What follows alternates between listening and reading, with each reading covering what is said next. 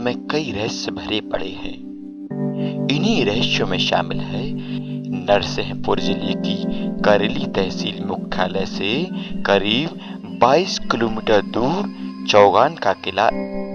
गोंडवाना राजवंश के उत्तराधिकारी संग्राम सिंह ने बावनगढ़ के प्रमुख तौर पर लगभग 1543 ईस्वी में चौगान किले का निर्माण कराया था।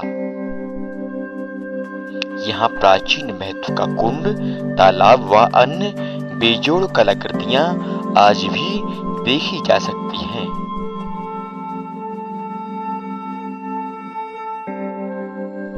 सैकड़ों फीट ऊंची पहाड़ी पर बने इस तालाब का पानी भीषण गर्मी में भी लबालब रहता है। इसे देखकर लोग हैरान रह जाते हैं। सदियों प्राचीन इस तालाब को लेकर कुछ किंवदंतियां भी प्रचलित हैं। कहा जाता है कि इस तालाब में स्वयं मां नर्मदा प्रकट हो गई थी। राजा को मिले वरदान के कारण इस तालाब का पानी कभी नहीं सूखता। आज भी बड़ी संख्या में लोग चौगान तालाब के समीप सुकून के पल बिताने के लिए पहुंचते रहते हैं। 18वीं सदी में यहाँ के राजा प्रेमनारायण थे। प्रेमनारायण मां दुर्गा और नर्मदा के अनन्य भक्त थे। इतिहासकार आर.डी. दुबे बताते हैं कि राजा प्रेमनारायण रोज नर्मदा स्नान, दर्शन और पूजन के लिए कई किलोमीटर दूर नर्मदा तट पर जाते थे।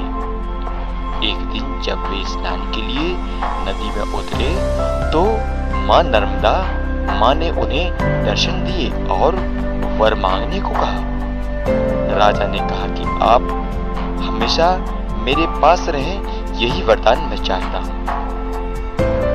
मां ने स्वीकार कर लिया। वे अपने कपड़े, कमंडल और अन्य चीजें नर्मदा तट पर छोड़कर आ गए। जब वे किले में वापस आए तो उनको उनकी सारी वस्तुएं तालाब के किनारे उसी हाल में मिली जैसी कि वे नर्मदा तट पर छोड़कर आए थे। इसकी चर्चा दूर दूर तक फैल गई और तालाब में मां नर्मदा के प्राकट्य की बात मानी जाने लगी। तभी से इस तालाब के जल को नर्मदा का सा पवित्र माना जाने लगा है। गर्मियों में जहाँ सारे जल स्रोत सूख जाते हैं, कई बड़ी नदियों में भी नाममात्र का पानी बचता है, तब भी इस तालाब में भरपूर पानी रहता है। क्षेत्र के इतिहासकार डॉक्टर अजय जायसवाल भी इसे आश्चर्यजनक बात बताते हैं। डॉक्टर जायसवाल के मुताबिक इतिहास या पुरातत्वविद कभी भी किंवदंती के आधार पर कुछ नहीं कहते, पर यह तालाब वाकई अद्भुत है। पहाड़ की तलहटी के अधिकांश जल स्रोत सूख जाते हैं, पर कई सौ मीटर ऊपर स्थित यह तालाब हमेशा पानी से भरा रहता है। किले को अंग्रेजों ने मराठा पेशवाओं से छीना था और उन्होंने बाद में तोप से इस किले को ध्वस्त कर दिया था। इतिहास में इसे चौरागढ़ का किला के नाम से भी जाना जाता है। चौरागढ़ को स्थानीय लोग चौगान भी कहते हैं। तो इस तरह से अनुपम और अद्भुत कहानी है चौरागढ़ के किले की। चौगान के तालाब के साथ साथ चौगान का किला भी बहुत ही महत्वपूर्ण है। पुरातत्व विभाग व जिला प्रशासन की अनदेखी से यह किला आज भूत बंगला बन गया है। इस किले में जिला मजिस्ट्रेट द्वारा सूचना पटल भी लगाया गया है कि इसको संरक्षित किया जाए, परंतु इस ओर कोई सार्थक पहल नहीं की जा रही है। शासन के ध्यान न देने के कारण लोगों ने भी इसे क्षतिग्रस्त करने में कोई कोर कसर नहीं छोड़ी है। यहाँ जाने का कोई सुगम मार्ग तो नहीं है, मगर करप गांव, शाहपुरवा, आम गांव बड़ा होते हुए यहाँ पहुंचा जा सकता है।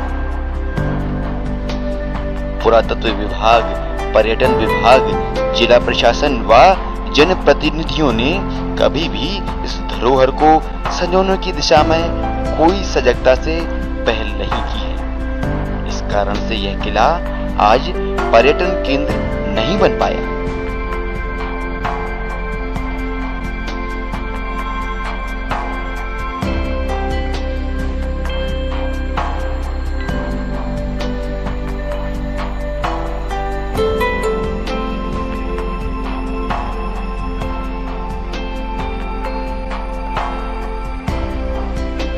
यदि चौगान किले की मरम्मत संबंधित विभाग द्वारा कराई जाती है तो यह स्थल पर्यटकों के लिए एक दर्शनीय स्थल बन सकता है। साथ ही दूर दूर से लोग इसकी सुंदरता को देखने के लिए आएंगे। किले में प्राचीन काल की कुछ ऐसी कलाकृतियां हैं जो आज देखने को नहीं मिलती।